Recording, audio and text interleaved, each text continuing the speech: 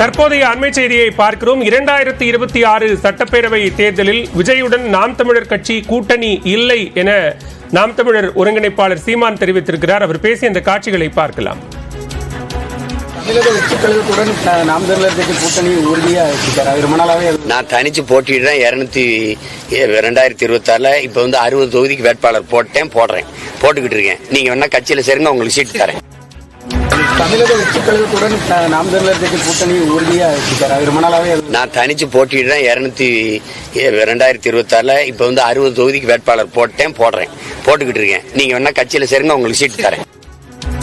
இது தொடர்பான கூடுதல் விவரங்களோடு இணைகிறார் செய்தியாளர் முரளி கணேஷ். விவரங்களை பதிவு செய்யலாம். அதாவது பாலா, தென்காசி மாவட்டத்தில் நடைபெறக்கூடிய ஒரு நிகழ்வை கலந்து கொள்வதற்காக தூத்துக்குடி விமான நிலையம் வந்த நாம் தமிழர் கட்சியினுடைய தலைமை ஒருங்கிணைப்பாளர் சீமான் செய்தியாளர்களை சந்தித்தார்.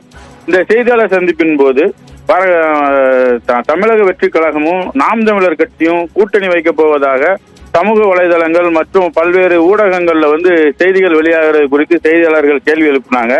இந்த கேள்விக்கு பதிலளித்த சீமான் தான் வரக்கூடிய சட்டமன்ற தேர்தலில் 234 தொகுதியிலையும் தனித்து போட்டியிட போவதாகவும் தற்போது 60 வேட்பாளர்கள் தேர்வு செய்யப்பட்டு விட்டதாகவும் தெரிவித்தாரு.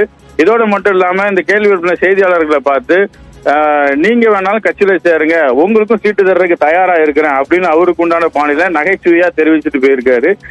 இவர் சொன்ன அடிப்படையில பார்க்கும்போது பார்த்தா இவர் விஜயுடன் கூட்டணி இல்லாத நாம் தமிழக வெற்றி கழகத்தோட வருங்காலங்களில் கூட்டணி இல்லை அப்படின்ற மாதிரி ஒரு தகவலை சூசகமா தெரிவிச்சுட்டு போயிருக்காரு. பாலா, நன்றி முரளி கணேஷ், விரிவான விவரங்களுக்கு.